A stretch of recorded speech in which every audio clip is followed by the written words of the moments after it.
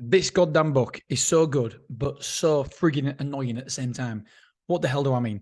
I mean that normally I like to listen to a book where I'd have to take lots of notes, but seriously, it's took me hours and hours and hours and hours to get through this book because I've had to take so many notes. I must have listened to it one day for like 3 or 4 hours and not even made a dinner. It's only a 5 hour book, so that means I listened to it on 2.5 times speed. So it should only take me 2 hours to read. Oh no, it didn't. Right, the book is called How to Grow Your Small Business by Donald Miller. And I'll be honest, there's his other book called Story Brand. I think it's Story Brand or Story Brand. I think so. Anyway, one of them. I've actually just only realized that I stopped reading it because I was in the car and I had to take so many notes. So I thought, right, I can't listen to this now. I'll listen to it another time. And I've never got around to listening to it again because it was so good. The stuff he was saying, the call to actions, I was like, fuck, I need to take some notes. And then I forgot about it because I was intimidated about listening to it again, thinking, well, I need to be sat down to listen to this book because I just got to be constantly on my phone updating the notes. And his new book is no different. Oh my God. Donald Miller, you are a bloody legend. Right. So basically, the six steps to build your small business.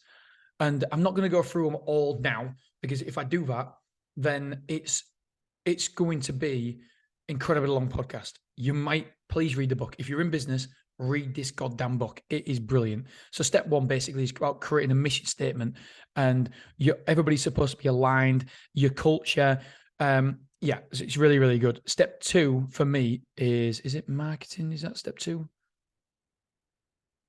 Yes, step two is marketing, and he's got 6 steps there: how to write copy and how to write the story.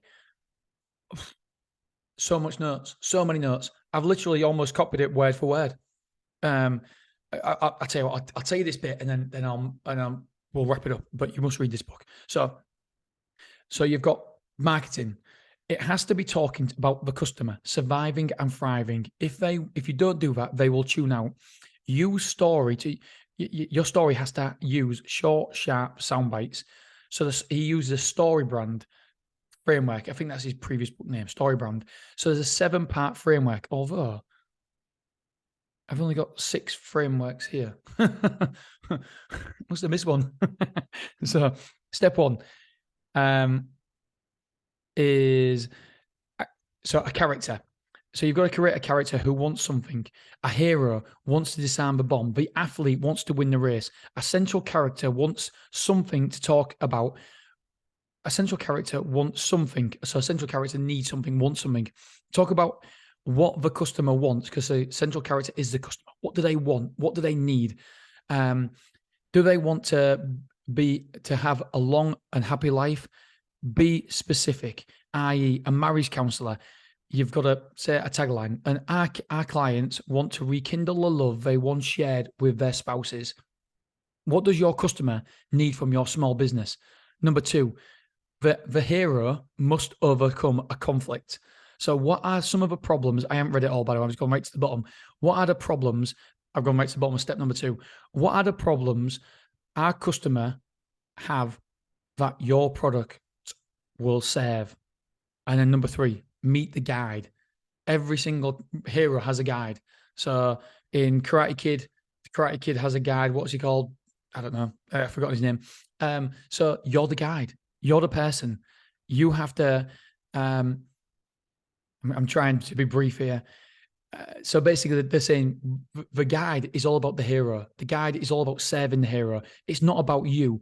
It's not. So you're the guide. So it's not. You don't want to talk about you when you're the guide. You want to talk about them. How can you help the hero? They're the hero, not you. And so you don't want to be talking about, oh, we created our business 20 years ago, blah, blah, blah, blah, blah. It's not about you.